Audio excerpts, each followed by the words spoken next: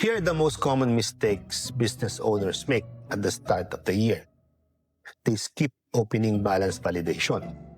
They mix personal and business money again. They delay BIR updates. They ignore bookkeeping until tax season. They rely on memory instead of systems. The consequences are predictable. Wrong financial reports, cash shortages they cannot explain, missed tax deadlines, penalties, stress, and the feeling that the business is always one step behind. So the solution is simple but requires structure. You need standard accounting SOPs or standard operating procedures, clear checklists, and tools that guide you step by step. That's why I created the Accounting Starter digital course now in 7th edition this year, 2026.